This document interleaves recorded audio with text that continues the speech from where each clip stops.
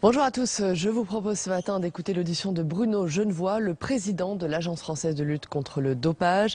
Il était auditionné la semaine dernière par la commission d'enquête sur le bilan et le contrôle de la création et de la gestion des autorités administratives indépendantes. Cette commission, présidée par la sénatrice Les Républicains Marie-Hélène Deségo, a été créée ici au Sénat à la demande du groupe RDSE.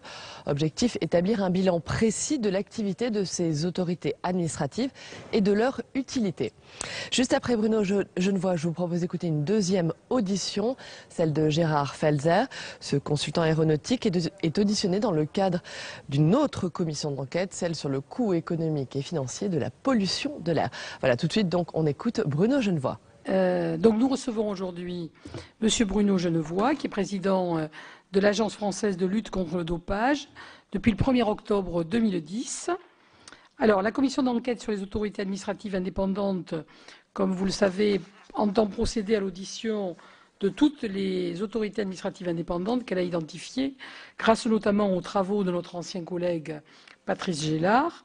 Alors, parmi elles, il y en a 7 qui sont des autorités publiques indépendantes, qui sont donc dotées de la personnalité morale.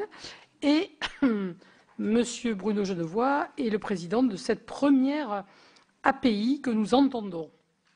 Nous sommes donc très intéressés par ce que vous allez nous dire sur la spécificité de votre statut, l'intérêt que cela représente pour vous.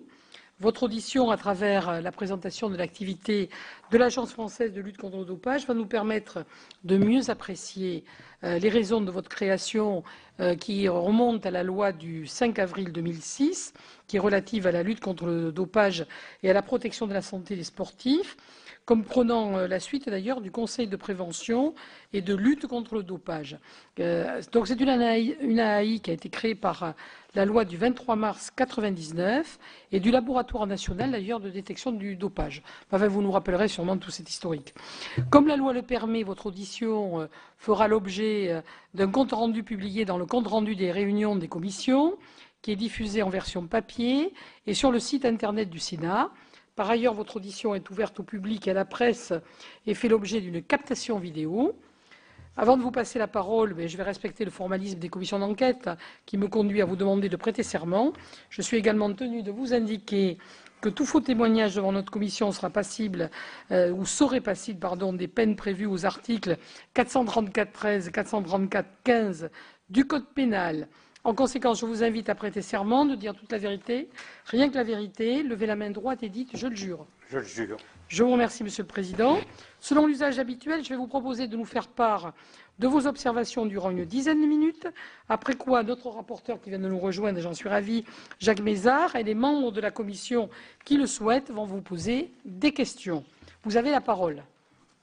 Merci, Madame la Présidente. Mesdames les sénatrices, Messieurs les sénateurs, je suis à la fois honoré et heureux d'être auditionné par vous. Alors, je vais procéder à une présentation générale de l'agence que je préside, que j'appellerai par son acronyme l'AFLD. Et comme vous venez de l'indiquer, cette agence a été instituée en tant qu'autorité publique indépendante par la loi du 5 avril 2006. Alors, il n'est pas inutile d'indiquer à titre liminaire que la lutte contre le dopage ne remonte pas à la loi de 2006 et n'est pas circonscrite à la France. Antérieurement à la création de l'AFLD, et sans entrer dans le détail de la législation, il y avait eu une loi du 1er juin 1965 instituant une répression exclusivement pénale du dopage qui n'a pas donné de bons résultats. Il y a eu ensuite une loi du 28 juin 1989 qui a eu le mérite d'introduire la notion de sanction administrative en sus d'éventuelles sanctions pénales en matière de dopage. La loi du 23 mars 1999, à laquelle vous avez fait allusion, qui avait institué le Conseil de prévention et de lutte contre le dopage, le CPLD, et l'AFLD en 2006 a succédé à cet organisme. Alors, en parallèle, s'est développée une réglementation sur le plan international qui se caractérise par la coexistence de deux types de normes qui ont en pratique une très grande importance sur l'activité de l'Agence française. Vous avez des conventions internationales de type classique, une qui a été élaborée sous l'égide du Conseil de l'Europe, c'est une convention du 16 novembre 1989, qui est ratifiée par 52 États, dont la France, et surtout une convention élaborée sous l'égide de l'UNESCO le 19 octobre 2005 et qui, à ce jour, est ratifiée par 178 États. Alors, cette dernière convention se réfère au principe du Code mondial antidopage, qui est un document élaboré par l'Agence mondiale antidopage. C'est une fondation de droit privé suisse qui a vu le jour en 1999 et qui est co-administrée par les gouvernements et le mouvement sportif. La troisième version en date de ce Code mondial antidopage est en cours de transposition dans le droit français. Un projet de loi et une loi même a été adoptée le 30 décembre 2014, habilitant le gouvernement par ordonnance à procéder à cette transposition. Alors, le contexte que je viens de rappeler permet de mieux situer et mesurer la portée de l'action conduite par l'AFLD. À cet égard, je voudrais développer devant vous deux points. L'un consistant à souligner les atouts dont dispose l'AFLD dans la lutte contre le dopage, l'autre pour indiquer que je suis conscient des limites de notre action et de la nécessité de les surmonter. Voyons tout d'abord brièvement les atouts dont dispose l'Agence française. Ces atouts résultent du constat qu'en France, les pouvoirs publics ont prolongé et amplifié les efforts accomplis par le mouvement sportif pour lutter contre la tricherie dans le sport. L'organisation du sport en France est, en vertu d'une jurisprudence du Conseil d'État remontant à 1974, qu'Alain Richard connaît sûrement, une mission de service public. Alors cela se traduit de façon heureuse à un double égard. D'abord, le cadre juridique applicable à l'agence a été défini de façon judicieuse par la loi. Et d'autre part, l'agence dispose de moyens d'action conséquents. Alors, sur le plan juridique, les choix opérés par le législateur avec les lois du 23 mars 1999 et du 5 avril 2006 se sont avérés à l'usage bienvenu. L'existence même d'une autorité publique indépendante en charge de la lutte contre le dopage doit être approuvée, car cette autorité n'est pas soumise au pouvoir hiérarchique du ministre, donc de l'autorité politique, et elle est indépendante du mouvement sportif. Elle agit dans le cadre défini par la loi. La composition du collège de l'agence, qui est conforme aux équilibres choisis par le législateur dès 1999, reflète bien le caractère pluridisciplinaire de la lutte contre le dopage. L'agence est administrée par un collège de 9 membres. Elle peut être complétée par un 10e membre lorsqu'elle examine les affaires concernant le dopage animal. Les 9 membres représentent 3 catégories de personnes, des juristes du Conseil d'État et de la Cour de cassation, des scientifiques et médecins, et des représentants du monde du sport en parts égales. Peut être approuvée également la volonté du législateur de privilégier à l'égard du sportif la répression administrative du dopage sous la forme d'interdiction de participer à des compétitions, plutôt que la répression pénale, qui est toujours assez lente à mettre en œuvre et qui est réservée à la lutte contre les trafics. La compétence disciplinaire de l'Agence française de lutte contre le dopage a été définie avec soin. Elle est subsidiaire et complémentaire par rapport à celle des fédérations sportives agréées à l'égard de leurs licenciés. Si le sportif qui a fait l'objet d'un prélèvement urinaire ou sanguin mettant en évidence la prise de substances interdites est poursuivi, il l'est devant les instances de sa fédération qui doivent statuer dans un délai global de 4 mois à peine de dessaisissement au profit de l'agence. La décision il y a dans le délai légal, l'agence a la possibilité d'évoquer le dossier si, au vu d'un premier examen, elle a le sentiment que l'instance fédérale a été soit trop clémente, soit au contraire trop sévère. Elle a voulu faire un exemple. Le but est d'harmoniser la répression du dopage, quelles que soient les disciplines sportives. L'agence est également compétente si le sportif n'est pas licencié. Elle l'est enfin pour étendre une sanction fédérale propre à une discipline déterminée à des fédérations omnisports pour éviter des fraudes à la loi. Alors le système marche bien. L'agence rend ses décisions en matière disciplinaire dans un délai moyen de 4 mois, ce qui est en lien direct avec l'intérêt d'une bonne répression vis-à-vis des sportifs. Le sportif en activité qui a fauté pourra être puni à bon escient dans des délais raisonnables et dans le respect des droits de la défense. Alors non seulement le cadre juridique régissant l'action de l'agence me semble pertinent, mais de plus elle a été dotée de moyens d'action conséquents, encore qu'il faille établir un distinguo entre l'aspect administratif et l'aspect financier.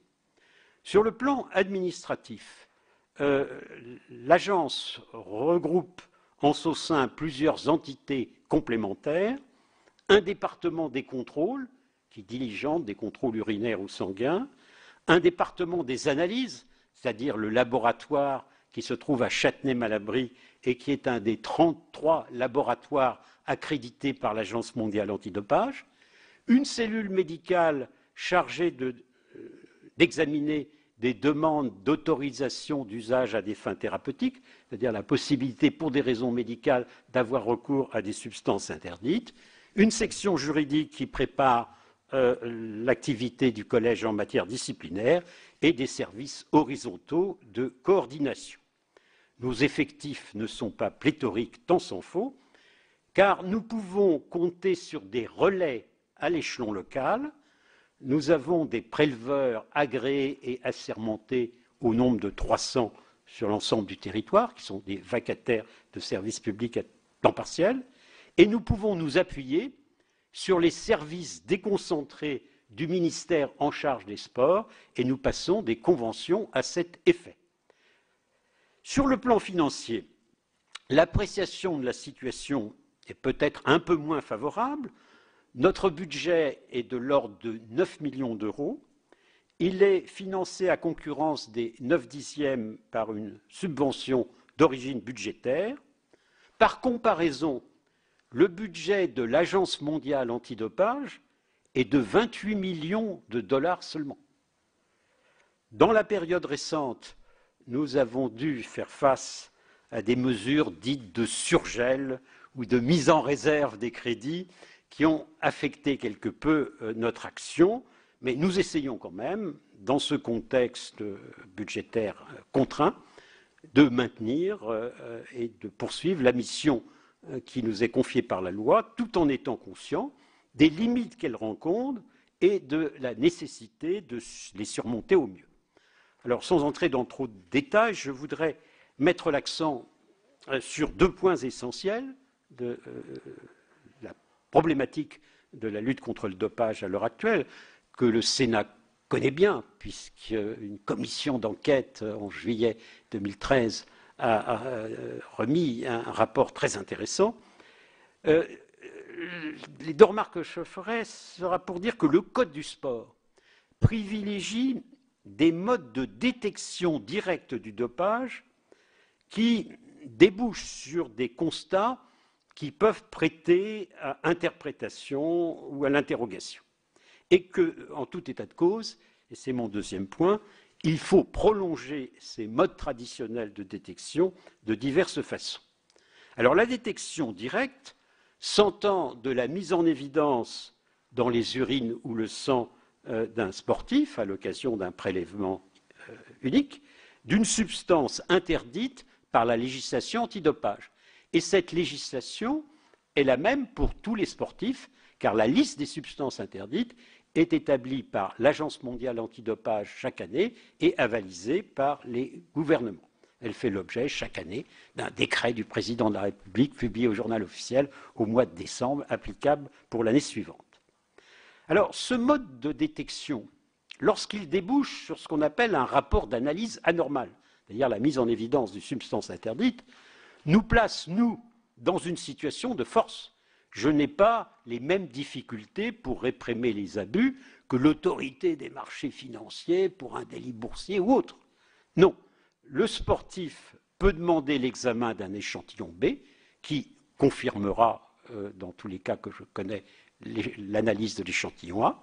Il peut aussi et surtout, et c'est là-dessus que porte le débat, éventuellement apporter des justifications thérapeutiques en disant que c'était nécessaire, mais nous sommes très regardants pour admettre de telles justifications. Alors nous assistons à une tendance à la diminution du nombre de contrôles positifs, qui peut s'interpréter comme une plus grande efficacité de l'action que nous menons, ou au contraire, compte tenu des confidences faites par les intéressés sur des événements passés, compte tenu de ce que nous savons de la stratégie de certains tricheurs reposant sur la prise de microdoses très en amont des compétitions et qui ne peuvent pas être détectés lors d'un contrôle en compétition, qui pourrait l'être dans d'autres circonstances que la législation développe. Donc face à cette situation de départ, nous essayons, avec l'aide des pouvoirs publics, de compléter le dispositif et en ce sens, il existe des possibilités d'intervention complémentaires dont on se doit de tirer le meilleur parti possible. Alors je ne reprendrai pas sur ce point les recommandations de la commission d'enquête sénatoriale, certaines ont été suivies des faits, en particulier sur la réorganisation à l'échelon territorial de nos modes de contrôle. Au lieu d'avoir dans chaque région des agents de la direction régionale de la jeunesse et des sports, de la cohésion sociale, qui s'occupaient à temps partiel de la lutte contre le dopage, nous avons sur plusieurs régions des personnels compétents, les conseillers interrégionaux antidopage, qui s'occupent à 100% de la lutte contre le dopage et le trafic des produits illicites. Nous essayons aussi de mieux cibler des contrôles grâce à des échanges de renseignements entre administrations de l'État et nous poussons à la mise en place effective de commissions régionales de lutte contre les trafics réorganisées par un décret du 26 juin 2013. Cela permet aux acteurs locaux de se connaître et de mieux cibler les contrôles. Le démarrage a été, à mon avis, un peu lent, mais dans la période récente, il y a un frémissement, ce qui est une bonne chose. Nous essayons également de promouvoir, conformément à ce que souhaite l'Agence mondiale antidopage, des modes de détection indirecte à travers ce que l'on appelle sur le plan international le passeport biologique du sportif, ce que la loi française appelle plus justement le profil biologique. Il s'agit de mettre en évidence la prise de substances interdites, non plus à partir de l'analyse d'un échantillon urinaire ou sanguin isolé, mais en fonction de plusieurs prélèvements portant sur un même athlète au cours d'une même année, d'appréhender les effets et de mettre en évidence les effets de la prise des substances sur l'organisme du sportif. S'il y a une augmentation tout à fait anormale et injustifiée des globules rouges, cela laissera supposer la prise d'EPO, par exemple. Alors, dans cette voie, le collège de l'agence a pris des initiatives qui ont été relayées par le Parlement, que je tiens à souligner. Conformément aux recommandations de l'Agence mondiale antidopage, nous avons préconisé dans une délibération l'institution de ce mode de détection le 27 octobre 2011. Nous avons eu la bonne fortune de bénéficier de ce qu'on appelle un vecteur législatif avec une proposition de loi qui a été enrichie par un amendement du Sénat, du président Lozach, qui a introduit dans un texte qui est devenu la loi du 12 mars 2012, le profil biologique. Il y a eu création d'un comité de préfiguration pour mettre en œuvre le dispositif. Je présidais ce comité qui réunissait des scientifiques, le monde du sport, des parlementaires également, qui a débouché sur un rapport en juin 2013.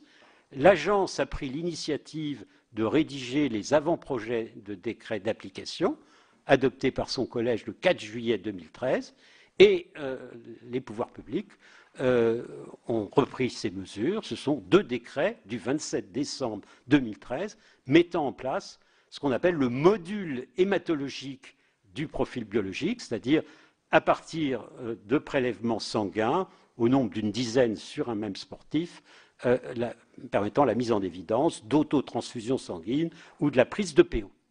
Nous avons, à la suite d'autres recommandations de l'AMA, préparé un avant-projet de décret adopté par le Collège le 3 décembre 2014, mettant en œuvre ce qu'on appelle maintenant le module stéroïdien du profil biologique.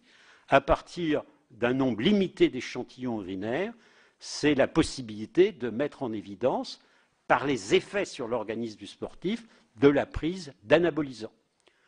Le ministère des Sports s'est hâté lentement avant de transmettre ce projet de décret au Conseil d'État à la fin du mois de mars.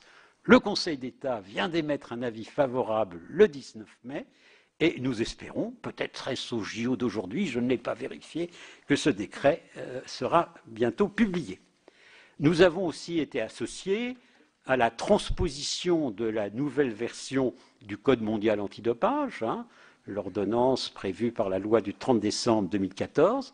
Le collège de l'agence, le 23 avril 2015, a émis un avis très circonstancié suite à une saisine du 10 mars précédent. Le Conseil d'État a été saisi du projet le 28 mai. Il y a un ensemble de dispositions, dans le détail desquelles je n'entrerai pas, mais qui seront utiles pour lutter contre la tricherie dans le sport. Alors, en conclusion, et avant de répondre à vos questions, quelques très brèves réflexions. Je crois, j'espère vous avoir convaincu, qu'il y a tout à fait la place en matière de lutte contre le dopage pour une autorité publique indépendante dans les termes que je viens de définir. Mais cette autorité ne peut pas prétendre faire cavalier seul.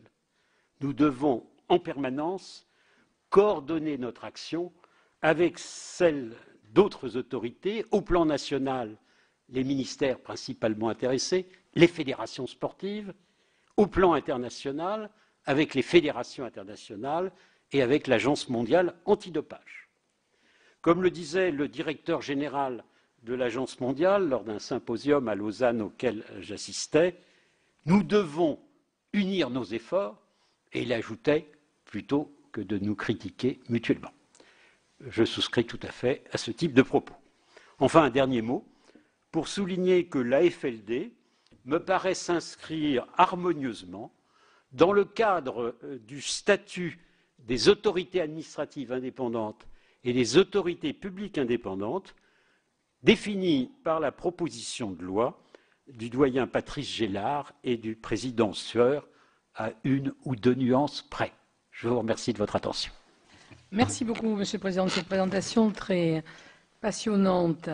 Alors, Monsieur le rapporteur général, qu'est-ce que ça vous inspire, tout ça? Vous allez le savoir, Madame la Présidente. Oui, Monsieur le Président, moi j'aurais d'abord une question d'ordre général, compte tenu de votre longue expérience. Vous avez été secrétaire général du Conseil constitutionnel, président de section du Conseil d'État. Vous êtes donc un des plus éminents représentants de la haute fonction publique. Je voulais avoir votre sentiment sur la multiplication de ces autorités administratives indépendantes, comme première question.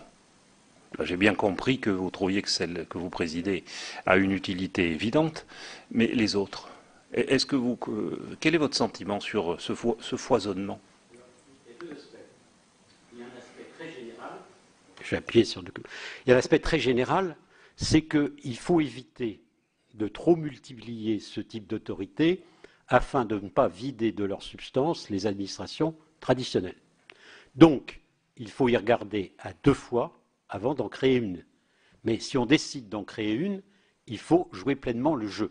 Autrement dit, j'adopterais volontiers, à propos de la création des autorités administratives indépendantes ou des autorités publiques indépendantes, le mode de raisonnement qu'avait adopté il y a un certain nombre d'années le Conseil d'État à propos de la création d'établissements publics.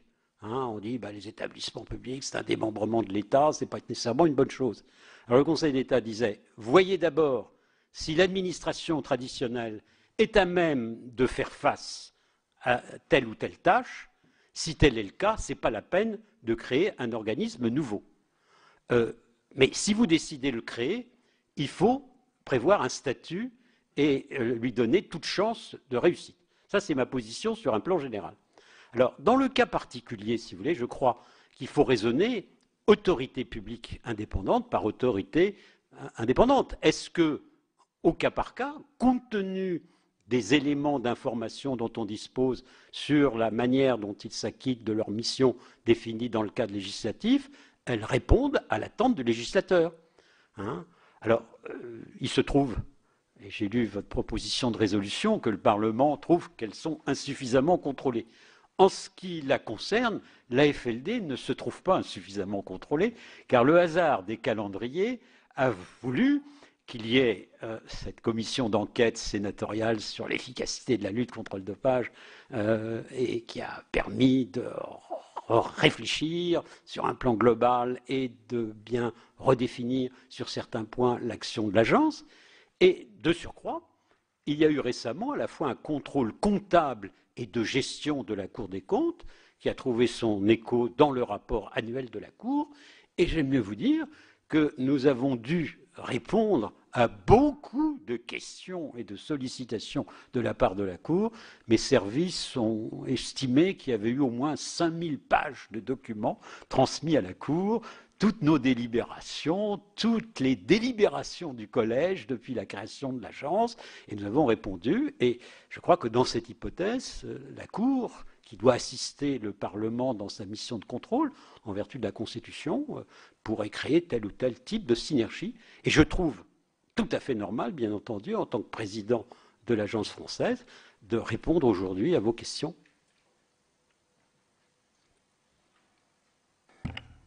Merci, Monsieur le Président. Alors, vous n'avez pas tout à fait répondu à la question, parce que vous nous avez dit, à partir du moment où on les crée... Non, il faut les créer à bon escient. Et une fois qu'on les a créés, il faut aller jusqu'au bout. C'était exactement la question, mais vous avez très bien compris quelle était ma question. C'était de savoir votre opinion, je dirais, extérieure à votre fonction de président de cette autorité, c'était de savoir si ce que vous pensiez de la multiplication. On doit en être aujourd'hui à 42 répertoriés, c'est-à-dire depuis que ça a commencé, une par an. Oui, j'ai bien vu. Donc, alors, je souhaitais avoir l'avis... Monsieur le rapporteur, je crois que c'est un peu autorité par autorité. La CNIL, créée par la loi du 6 janvier 1978, répond à un besoin. En matière audiovisuelle, on peut penser qu'une instance de régulation indépendante du politique est une bonne chose. Alors ensuite, est-ce que le fonctionnement répond pleinement à l'attente? L'autorité de la concurrence joue un rôle très important dans la mise en place de certaines politiques de la concurrence. Donc j'ai beaucoup de mal. Je comprends très bien que le Parlement s'inquiète de la multiplication, mais je ne peux répondre sur un plan global que par l'approche qui était celle que j'ai définie, qui est un peu celle du Conseil d'État. Et dans le cas particulier de l'agence, je pense que ça répond à une utilité compte tenu des dimensions à la fois nationales et internationales de la lutte contre le dopage. La question suivante sera un petit peu provocatrice et... N'hésitez pas. Et je ne doute pas que vous voudrez bien m'en excuser. Dans beaucoup de ces autorités indépendantes, dans le collège, on voit un membre du Conseil d'État, un membre de la Cour de cassation, un membre de la Cour des comptes. Nous avons l'habitude du cumul, même si d'aucuns considèrent qu'il faut arrêter ça. Mais pensez-vous vraiment que si on multiplie encore ces autorités indépendantes, ces grands corps pourront faire face ? Alors, il y a une disposition dans le statut de ces corps qui dit que des fonctions non juridictionnelles peuvent être exercées aussi bien par un agent ou un membre du corps en activité au sein du corps que qui soit honoraire. Oui. Et en ce qui me concerne, je suis honoraire et je me consacre pleinement à l'activité de la présidence de l'agence. La question était d'ordre général. Alors, sur un plan plus général, je crois que si on cherche, on ne peut pas dire que ces personnalités en aient le monopole, mais si on cherche des personnes qui ont une certaine expérience administrative et une tradition d'indépendance, ça n'est pas absurde. Si de surcroît, en matière sportive, le choix du vice-président du Conseil d'État se porte sur quelqu'un qui s'intéresse au sport de longue date et qui n'est pas étranger au monde du sport, ce n'est peut-être pas plus mal. Je ne puis que vous féliciter pour votre habileté, Monsieur le Président. Ah non, mais interrogez-moi sur la Coupe du Monde de football, le Tour de France de cyclisme, les Jeux Olympiques d'athlétisme. Je puis vous montrer que ce ne sont pas des domaines qui me sont étrangers. Mais je n'en doute pas, car vous avez des compétences fortes, mais d'ordre dans tous les domaines. Ceci étant, la question de fond, c'est de savoir vraiment quel est le plus qu'apporte cette autorité indépendante par rapport à l'État et au service de l'État. Votre budget dépend, vous l'avez dit vous-même, à 90% de subventions de l'État.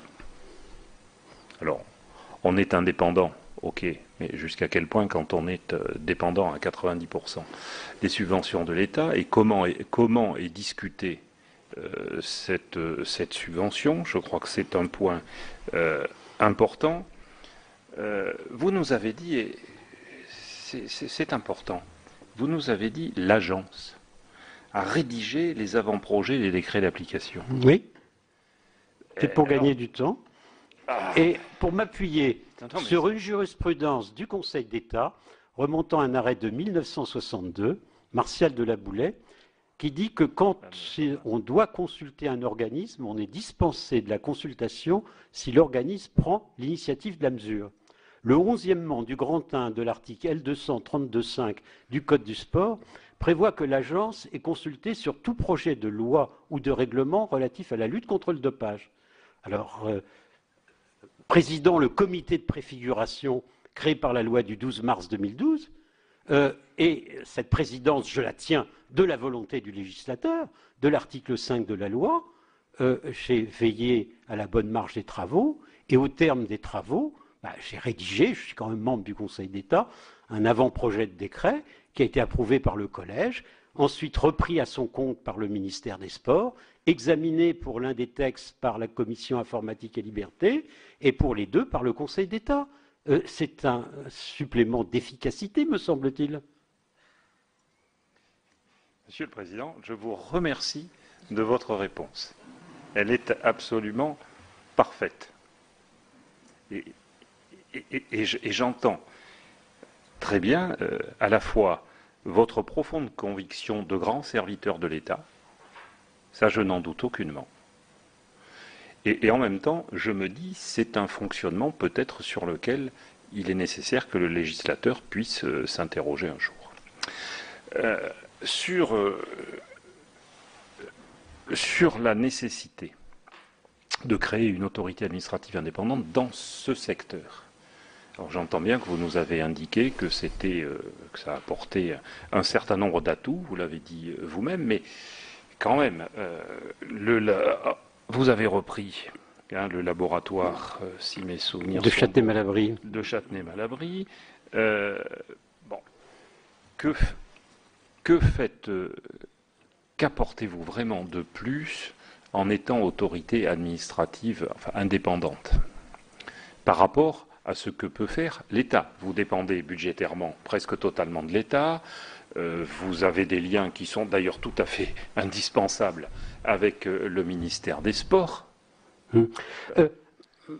Monsieur le rapporteur, attendez, je vais juste répondre là-dessus. J'ai évoqué l'Agence mondiale antidopage et le Code mondial antidopage. Dans ce Code mondial antidopage, il y a un concept qui apparaît, c'est la notion d'ONAD, l'Organisation nationale antidopage. Donc, il y a une organisation qui, dans un pays, peut être chargée des contrôles. Vous avez une agence comparable à l'agence française qui existe en Allemagne fédérale, qui a été créée en 2002. Je me suis rendu à Bonn pour son 10e anniversaire, et il y avait deux mots qui dominaient les débats: Unabhängigkeit, indépendance, Finanzierung, problème de financement. Vous avez une agence britannique comparable à l'agence française, une agence canadienne. Alors, l'agence britannique a certaines particularités, elle joue davantage sur le renseignement, et pas seulement sur les contrôles analytiques. Nous sommes en relation avec ce type d'agence. Nous avons reçu un stagiaire de l'agence allemande, nous avons envoyé un stagiaire auprès de l'agence britannique. Nous sommes réunis sur le plan international par l'Agence mondiale antidopage, son bureau Europe. J'assiste moi-même à ce type de symposium. Il y a une unité dans la lutte contre le dopage qui résulte de ce que sous une même autorité, nous pouvons diligenter des contrôles, au moins sur les compétitions nationales. Sur les compétitions internationales, nous sommes freinés malheureusement par le Code mondial antidopage qui donne plutôt la compétence aux fédérations internationales, mais nous essayons de dialoguer avec celles-ci pour être habilités à exercer des contrôles. Nous avons un département des analyses, ce laboratoire accrédité qui historiquement était un groupement d'intérêt public, qui est devenu un établissement public administratif et qui participe de la personnalité morale conférée à l'agence en tant qu'autorité publique indépendante.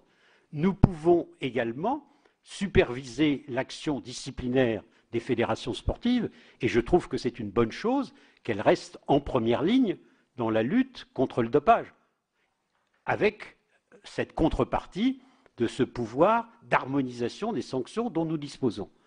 Alors, ce qu'il y a de vrai, c'est que dans notre action, nous sommes obligés de coopérer avec d'autres intervenants pour avoir une efficacité accrue. Alors l'expression que j'avais employée lorsque j'ai présenté pour la première fois un rapport d'activité sur l'agence, c'est le thème de coopération loyale que j'avais emprunté à l'Union européenne. Hein, c'est une idée, il doit y avoir une coopération loyale entre les institutions de l'Union et entre les institutions de l'Union et les États membres. Et je continue d'œuvrer dans ce sens dans mes rapports avec les autres administrations, en particulier le ministère des Sports, la Gendarmerie nationale qui a un office spécialisé, l'Office central de lutte contre les atteintes à l'environnement et à la santé publique, la direction des douanes. J'ai passé des conventions en ce sens. Donc, vous voyez, il y a une unité d'action qui permet une plus grande visibilité et une plus grande efficacité de l'action que l'on mène. Et je ne suis pas sûr qu'un bureau, un seul bureau au sein de la direction des sports pourrait faire tout ce que fait l'agence. En revanche, je n'ai jamais nié que l'agence ne doit pas faire cavalier seul et je poursuis toujours le dialogue. La politique de prévention est davantage l'apanage du ministère des Sports en liaison avec les fédérations agréées dans le cadre de contrats d'objectifs. Je dois avoir des relations avec le mouvement sportif, en particulier le Comité national olympique et sportif français.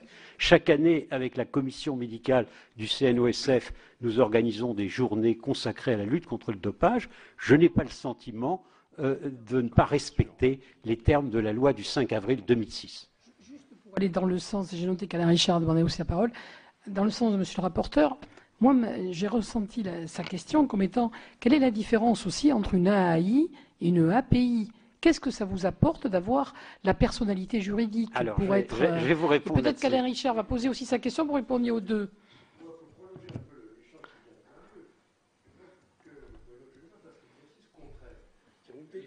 Appuyez sur le micro, Monsieur Richard, s'il vous plaît. Qui nous décrit ce qui se passerait si les décisions qui sont prises, qui sont des sanctions administratives, par l'autorité, par l'agence, étaient directement des décisions signées par le ministre des Sports et instruites sous son autorité hiérarchique par ses services. C'est-à-dire, est-ce que l'autorité et le sentiment d'impartialité de ces décisions seraient meilleurs ou moins bons? Monsieur le Président. Présidente, puis ensuite à celle de mon collègue du Conseil d'État. Il y a une possibilité supplémentaire dans la possibilité d'avoir une personnalité morale distincte de celle de l'État, c'est la faculté de disposer éventuellement d'une recette affectée. Et mon prédécesseur, Pierre Bordry, avait réussi à pousser assez loin un projet consistant à inscrire dans la loi de finances une augmentation du taux d'une taxe perçue sur les droits de cession des retransmissions des grandes compétitions sportives, qui remonte à une loi de finances de décembre 1999, ce qu'on appelle dans le monde du sport la taxe Buffet. Moyennant une augmentation de son taux, il y avait une affectation du parti de son montant au budget de l'agence. Le projet avait été assez loin, il avait reçu l'avis favorable du Conseil d'État, adopté en première lecture par l'Assemblée nationale, et c'est le gouvernement qui, contre toute attente, a été à l'origine d'un amendement de suppression lors de l'examen par le Sénat. On a dit, mais que ne dit-on pas, qu'il y aurait eu une certaine pression du monde du football auprès de hautes autorités de l'État. Donc, sur le plan juridique, il y a cette faculté. Alors, lorsque Mme Chantal Joanneau était ministre, et que je lui en avais parlé, elle était favorable à la reprise de l'idée. Ses successeurs n'ont pas repris la même chose. Donc, j'ai des virtualités plus grandes avec un statut d'API, mais jusqu'ici, elles ne se sont pas concrétisées. C'est ce que je peux répondre à votre question. Alors, quant à Alain Richard, je lui rappellerai la loi de juillet 89, qui n'a pas reçu pratiquement d'application. Je trouve qu'on a une plus forte légitimité dans l'exercice du pouvoir de sanction. Autant le pouvoir de sanction du ministre se justifie à l'égard des fonctionnaires, des agents publics. C'est l'autorité de nomination qui détient le pouvoir disciplinaire. Là, vous exercez un pouvoir de sanction vis-à-vis de tiers, vis-à-vis de l'administration. Et vous vous substituez d'une certaine façon un peu au juge pénal, pour à mon avis, de bonnes raisons. Il faut que ce soit quand même par des organismes qui répondent à des garanties d'exigence, d'impartialité. Et d'ailleurs, l'agence, dans ses fonctions disciplinaires, bien que ce soit au regard du droit interne un organisme administratif, est regardé au regard de l'article 6 de la Convention européenne des droits de l'homme comme un tribunal devant répondre aux exigences du procès équitable.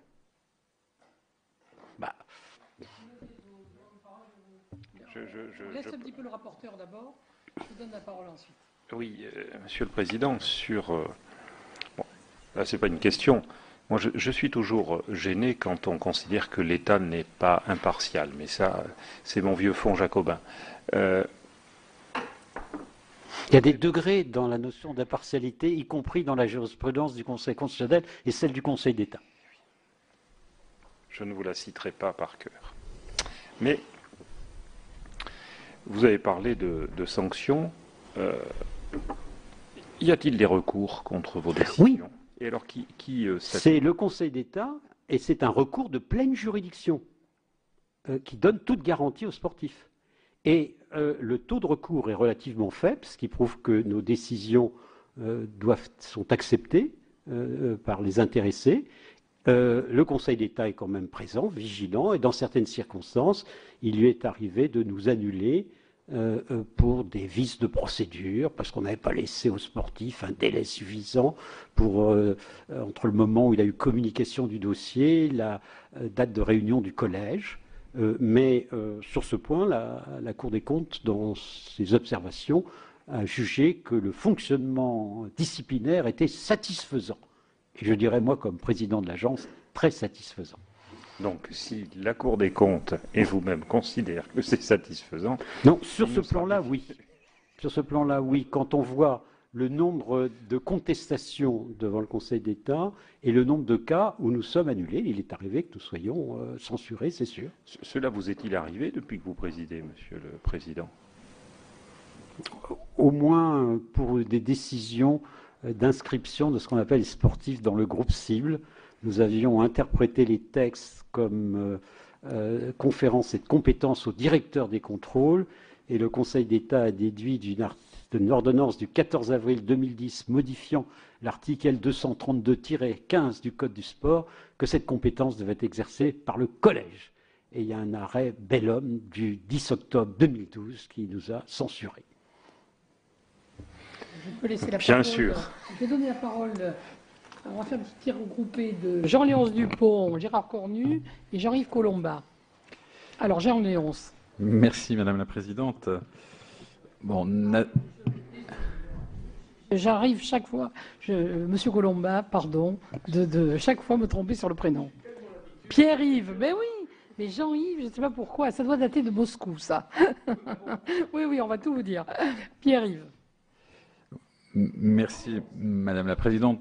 Je ne reviens pas sur l'idée largement développée par le rapporteur sur les problèmes de monoculture dans l'ensemble des instances, qui ne remet évidemment pas en cause la qualité des personnes, et y compris en particulier de celles que nous auditionnons, et en particulier de celles que nous auditionnons aujourd'hui, naturellement, et que je respecte profondément.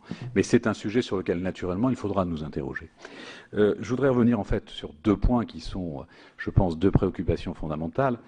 La première, en réalité, c'est l'indépendance, et la deuxième, c'est la capacité de contrôle. Donc derrière l'indépendance se pose en particulier, bien sûr, notamment le problème du financement, et derrière la capacité de contrôle, c'est clair que la qualité juridique entraîne des contrôles qui sont de nature différente. J'ai bien noté, vous l'avez dit habilement, Monsieur le Président, que vous aviez été, entre guillemets, contrôlé au travers d'une commission d'enquête il y a quelques années. Et vous avez tout à fait raison. Mais les commissions d'enquête, il n'y en a pas régulièrement sur les mêmes sujets.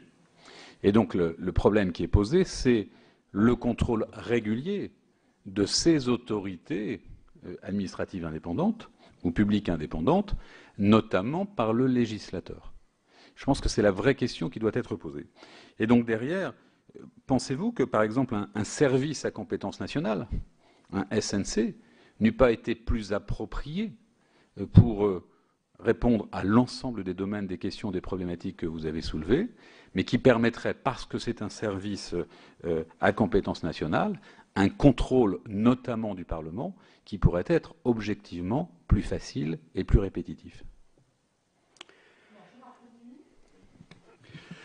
Pour revenir par rapport aux questions que le rapporteur posait tout à l'heure, les manifestations sportives ont lieu dans tous les pays du monde. Et je suppose que tous les pays du monde n'ont pas d'agence nationale de dopage. Je voulais savoir comment ça se passait lorsqu'il y a des manifestations qui se déroulent où il n'y a pas d'agence nationale.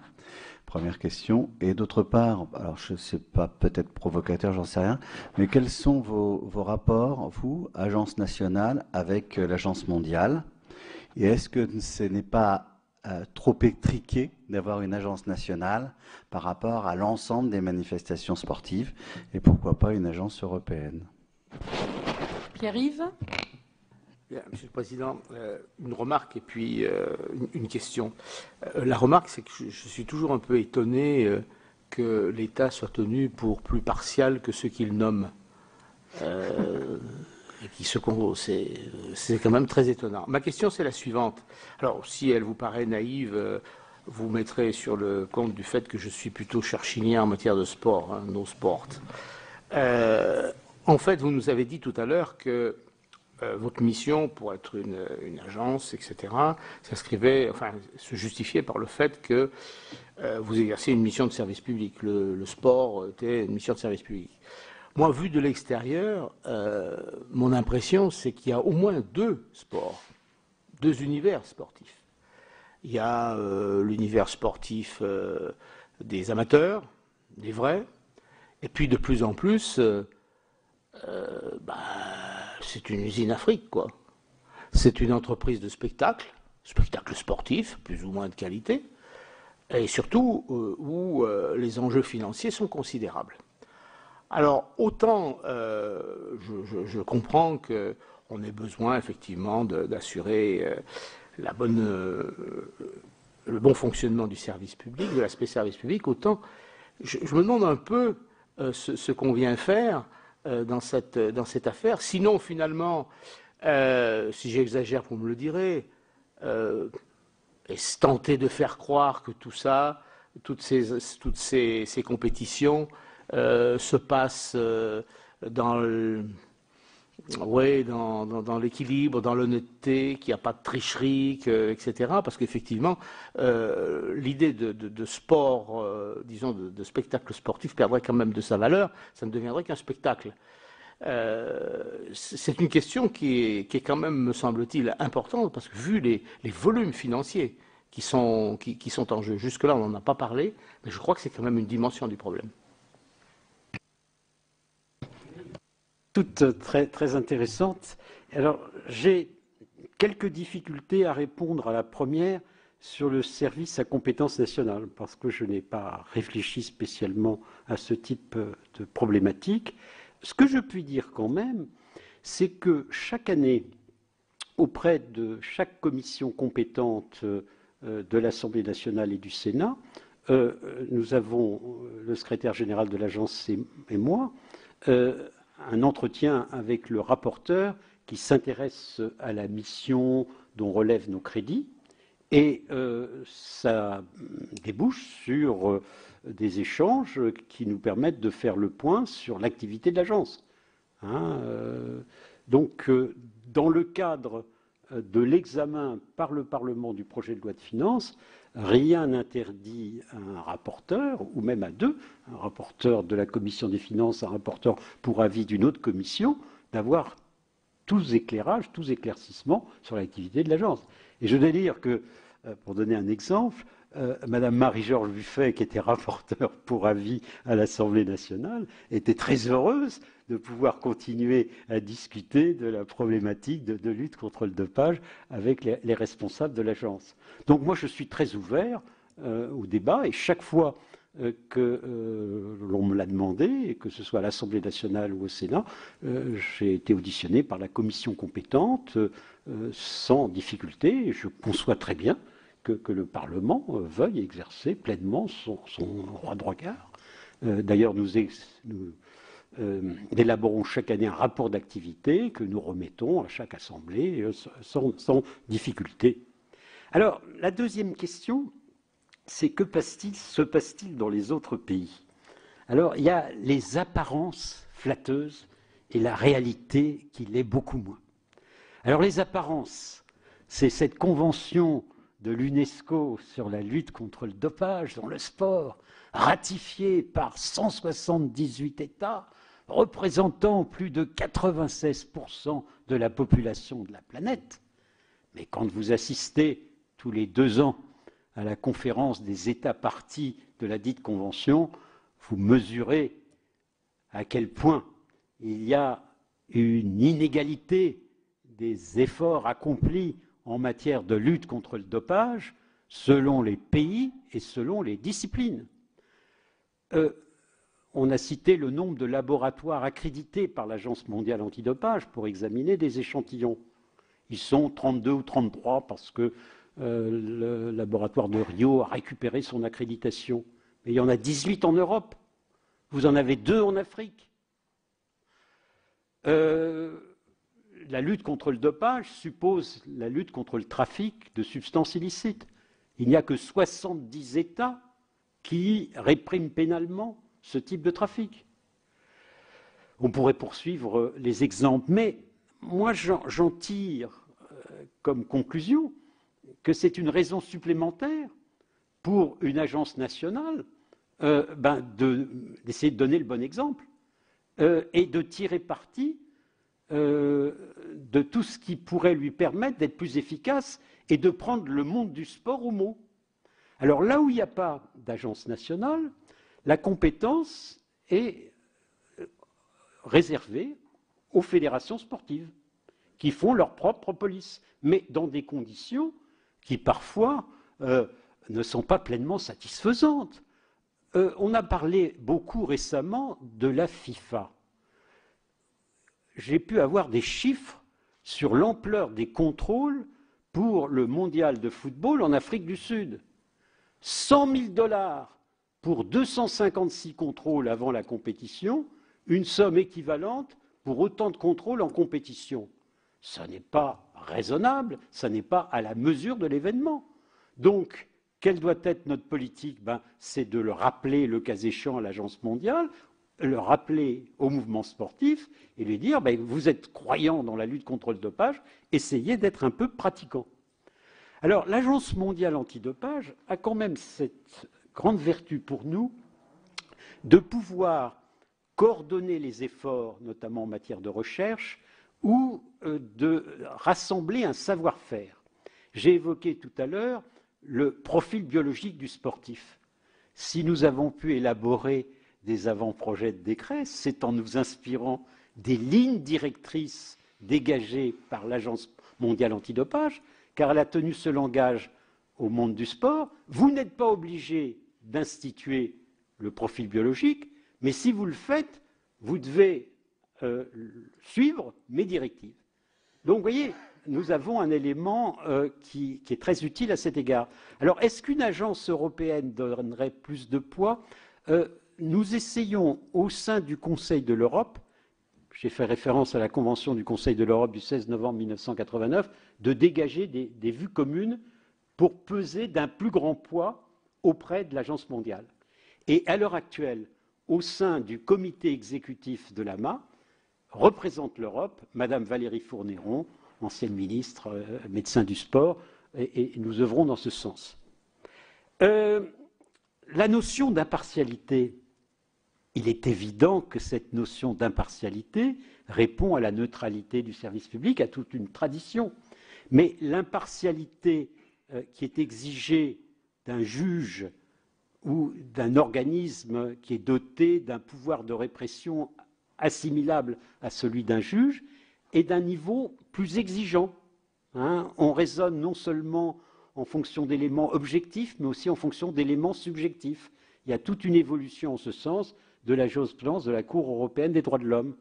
Donc il y a des degrés, même si, comme vous, je suis attaché à la continuité de l'État, à la neutralité de l'État et à son impartialité. D'ailleurs, de la part d'un membre du Conseil d'État, ne pas l'être, ça serait une anomalie. Alors, sur la mission de service public liée à l'hétérogénéité du sport, l'objection avait été formulée en 1974 devant le Conseil d'État par un membre de la juridiction, qu'on appelait à l'époque improprement le commissaire du gouvernement. Il avait dit à la formation de jugement, vous ne pouvez pas reconnaître le caractère de service public de l'organisation du sport, c'est trop hétérogène. Et il avait opposé les professionnels et les amateurs. Mais l'avantage que j'y vois, c'est de permettre un droit de regard de l'État, y compris lorsque l'argent est présent. Donc, dans les rapports que j'ai avec le monde du sport, je dois pouvoir dialoguer non seulement avec la Fédération française de football, mais aussi avec la Ligue professionnelle. Et après-demain, je vais recevoir plusieurs représentants des groupements professionnels pour débattre avec eux de la lutte contre le dopage. Si vous me permettez, je finis quand même par me demander si vous n'êtes pas absolument indispensable pour laisser croire ou laisser entendre que finalement tout ça se déroule normalement et que donc on peut continuer à croire à la fiction de compétitions qui sont des compétitions. Alors que, je reprends mon expression, ce sont des spectacles qui rapportent beaucoup d'argent.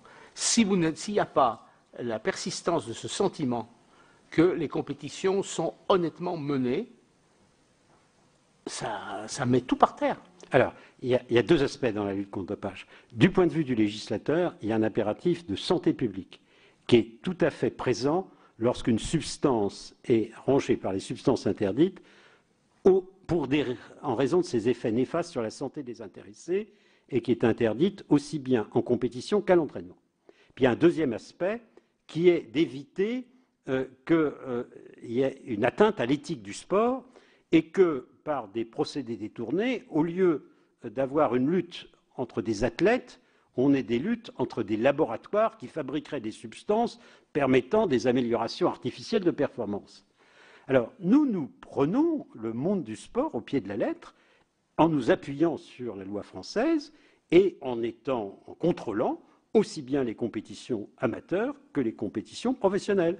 Et nous étions présents pour contrôler les joueurs de la dernière finale de la Coupe de la Ligue l'année dernière, de la Coupe de France cette année. Il ne faut pas faire apparaître qu'il y aurait des domaines qui seraient à l'abri du contrôle en matière de lutte contre le dopage, quels que soient par ailleurs les moyens financiers et les enjeux financiers. Une agence indépendante n'a pas peur d'intervenir, même si des enjeux financiers sous-jacents sont en cause. Je vais donner la parole à M. Touraine qui l'a demandé. Vous réunissez tous les combien, les membres du collège? Alors, les membres sont nommés pour une durée de 6 ans et il y a un renouvellement par tiers tous les 2 ans. La loi prévoit qu'il peut y avoir 2 mandats successifs, ce qui, sur ce point, se sépare un peu de la proposition de loi. Mais la proposition de loi, de manière judicieuse, prévoit que si on remplace un membre pour un mandat de moins de 2 ans, on peut concourir pour un nouveau mandat. Alors, je vous rassure, en ce qui me concerne, j'arrêterai mes fonctions à l'expiration de mon mandat. Mes dernières petites observations. Moi, j'ai un cross du Sud-Ouest, voilà, chez moi, et j'attends toujours, d'ailleurs, souvent, je vois la course de l'élite, là, les As, la course des As, ça s'appelle comme ça, pour remettre les récompenses. J'attends justement parce qu'il y a un contrôle antidopage. Des fois, il a lieu, des fois, il n'a pas lieu. Alors, c'est vous qui décidez de ce... Vous le faites ou vous ne le faites pas? C'est qui vraiment qui décide de faire le contrôle ou pas? Alors, il y a le collège de l'agence qui définit chaque année un programme général de contrôle avec un certain équilibre entre sport individuel, sport collectif. C'est le collège qui décide ça. Et à l'intérieur de ce cadre, c'est le directeur du département des contrôles qui peut recueillir des informations auprès d'autres administrations de l'État qui détermine la stratégie des contrôles. Mais ça reste secret. Ça reste secret, bien entendu. On ne le sait pas. Alors, plus c'est imprévisible, mieux c'est. Évidemment. Et nous avons une déconcentration de la politique. Nous laissons un quota de possibilités de contrôle aux échelons régionaux ou interrégionaux. Et c'est pour ça que dans mon exposé liminaire, j'ai insisté sur les commissions régionales, parce que ça permet des échanges d'informations entre les diverses administrations de l'État pour mieux cibler les contrôles. Alors, avant de redonner la parole au rapporteur, M. Touraine. Oui, juste deux questions mineures. La première porte sur l'information que vous nous avez donnée, constatant que le nombre de contrôles positifs était en régression. Et vous avez eu d'ailleurs l'honnêteté de dire que ce n'était pas forcément parce que la situation s'améliorait, mais parce que les tricheurs étaient devenus de plus en plus intelligents, ou tout au moins qu'ils disposaient de technologies et de techniques qui étaient plus difficilement indétectables, plus difficilement détectables. Et vous avez d'ailleurs ajouté aussi qu'il convenait d'avoir des contrôles indirects et par conséquent d'intervenir plus en amont. Ma question c'est, mais ça ne va pas empêcher les tricheurs de continuer à vouloir tricher, parce que ce qu'on a relevé tout à l'heure, au bout, c'est de la compétition et au bout, il y a de l'argent. Il y a de l'argent important pour ceux qui sont les champions et ceux qui les amènent à la situation de champion. Comment est-ce que l'agence peut s'adapter en permanence, voire anticiper sur ce qui va se passer? Est-ce que vous êtes à l'affût de la recherche médicale, de tout ce qui peut sortir en la matière et qui peut éventuellement générer de l'utilisation abusive? Et la deuxième observation, vous avez dit également alors, vous n'avez pas dit de façon explicite, mais implicitement, vous avez laissé entendre que les sanctions qui sont administrées par l'agence doivent être plutôt justes puisqu'elles sont acceptées. Cette relation de cause à effet ne me paraît pas évidente, parce que on peut très bien accepter une sanction en se disant on a échappé au pire, si on était passé ailleurs, on aurait été sanctionné de façon beaucoup plus grave. Est-ce que le fait que vous affirmiez ça ne recèle pas une indulgence un peu trop importante, ou bien est-ce qu'il y a d'autres raisons à ce constat? Merci pour vos deux très pertinentes questions. Je crois avoir indiqué que dans mon esprit, il y avait un recul du dopage organisé. Nous rendons la tâche toujours plus difficile aux tricheurs. Alors, il faut anticiper. Dans ce sens, l'Agence mondiale antidopage, en liaison avec le ministère des Sports, avait organisé, c'était dans les locaux de l'Assemblée nationale, mais le Sénat n'y verra pas une mauvaise manière, le 12 novembre 2012, un colloque regroupant les grands laboratoires pharmaceutiques et les acteurs de la lutte antidopage, incitant les laboratoires pharmaceutiques à faire connaître aux laboratoires accrédités par l'Agence mondiale antidopage des médicaments en cours d'élaboration contenant des substances considérées comme dopantes au regard de la réglementation antidopage, de telle façon que les laboratoires accrédités puissent réfléchir et travailler par avance aux méthodes de détection. Politique que je trouve excellente. Le seul problème, c'est que ça repose sur le volontariat. Il faut que les laboratoires pharmaceutiques le veuillent. Alors, ils peuvent y avoir un intérêt pour lutter contre le marché noir de certaines substances. J'ai regretté que le laboratoire de Châtenay-Malabry ne soit mis à contribution qu'en 2 circonstances au titre de ce type de recherche. Mais c'est incontestablement une piste à explorer pour être en avance ou pas en retard sur les tricheurs. Alors, sur le deuxième point, sur le caractère juste ou non des sanctions, j'ai raisonné en tant que juriste. Les décisions prises par le collège sont considérées comme légales ou bien fondées par le Conseil d'État. Ça veut dire que j'agis dans le cadre de la loi. Ça ne veut pas dire que je sois, ou que le collège, placé sous ma présidence, soit laxiste. Ce qui conduirait le sportif à ne pas contester. Au contraire, il y en a un certain nombre qui contestent, mais leur requête peut être écartée. Tout récemment, il y a un sportif qui avait été contrôlé à l'EPO, qui avait été évincé des Jeux Olympiques de Londres, qui a critiqué, qui a été devant le Conseil d'État. Le Conseil d'État, le 5 mai 2015, a rejeté sa requête. Donc ne nous méprenons pas. J'agis légalement, ça ne veut pas dire que nous agissons avec une trop grande mansuétude. Non, nous nous référons aux critères du Code mondial antidopage. Simplement, il n'y a pas d'automatisme absolu qui serait contraire un peu au droit français. On doit quand même tenir compte des circonstances. Monsieur le rapporteur, alors deux petites questions. Une, il m'arrive d'être têtu, Monsieur le Président. Pensez-vous, par exemple, que sur la lutte contre le travail dissimulé, il serait bon de créer une autorité administrative indépendante avec un collège dans lequel il y aurait, outre les représentants de la haute fonction publique, le MEDEF et la CGT? Le micro, s'il vous plaît. Je vous répondrai qu'en matière de travail, nous avons des conventions de l'OIT qui confèrent une indépendance aux inspecteurs du travail et que cette indépendance des inspecteurs du travail a été reconnue par un arrêt du 4 novembre 1966 du Conseil d'État statuant de contentieux. Donc si vous avez une institution qui est l'inspection du travail dotée d'un statut d'indépendance reconnu tant par une convention de l'OIT que par la jurisprudence interne, a priori, il faut miser sur l'inspection du travail et développer ses effectifs. Et je ne recommanderais pas en l'état de créer une autorité publique indépendante en ce domaine. L'indépendance est d'ores et déjà assurée. Je vous remercie de la réponse qui ne me satisfait pas totalement, vous vous en doutez. Une question sur le dopage et celle-là, elle est elle n'est pas du tout provocatrice. Nous avons tous, comme citoyens, vécu les annonces médiatiques concernant le dopage de grands seigneurs du Tour de France. Annonce, je dirais, tardive. Avez-vous fait quelque chose?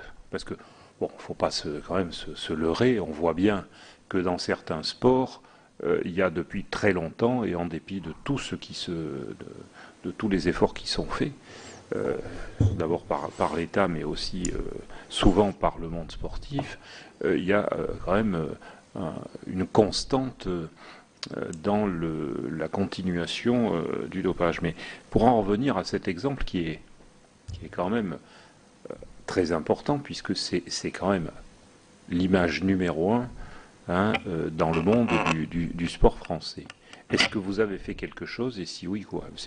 Alors, je réponds bien volontiers. Le Tour de France est une manifestation internationale. D'après le Code mondial antidopage, article 15, c'est la fédération internationale qui est normalement compétente. Alors, la fédération internationale peut décider d'agir seule. Elle peut aussi décider d'agir par voie de convention avec une agence nationale.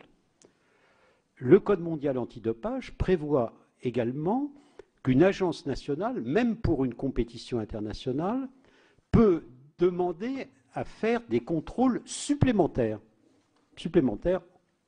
s'ajoutant à ceux de la Fédération internationale. Si la Fédération internationale n'est pas d'accord, on peut solliciter un arbitrage de l'Agence mondiale antidopage. Alors la politique de l'agence, depuis que je suis président, a consisté, conformément d'ailleurs aux recommandations faites le 6 novembre 2010 par les experts de l'AMA qui avaient supervisé le Tour de France 2010, à rechercher un accord avec l'Union cycliste internationale. Nous avons pu déboucher sur un accord et le perfectionner, du moins nous le pensons, d'année en année.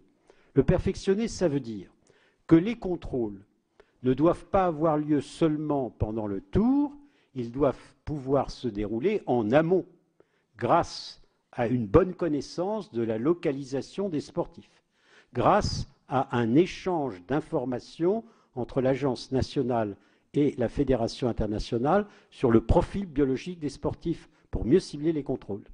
Nous avons passé des conventions en ce sens. Nous prévoyons des contrôles aussi inopinés que possible pendant la durée de l'épreuve et nous avons insisté aussi auprès de l'Union cycliste internationale, plus précisément de la Fondation antidopage dans le cyclisme qui relève de l'Union cycliste internationale, pour que soit annoncée à l'avance une politique consistant à conserver des échantillons pour des analyses ultérieures bénéficiant des progrès de la technique, sur le modèle de ce que fait le Comité international olympique pour les Jeux olympiques. Donc, dans mon esprit, de bons contrôles antidopage reposent sur des contrôles en amont de la compétition, pendant la compétition, sur l'annonce du stockage d'échantillons en vue d'analyses ultérieures bénéficiant des progrès techniques.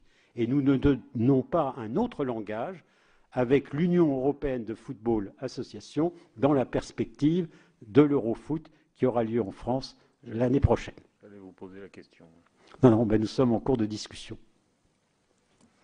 Merci. D'autres questions, monsieur le rapporteur? Non. Non. Des questions, mes chers collègues? On peut considérer que nous sommes parfaitement éclairés sur la FLD, mais merci beaucoup, monsieur le Président. C'est moi qui vous remercie, madame la présidente. D'avoir répondu très précisément à toutes nos interrogations. Merci beaucoup.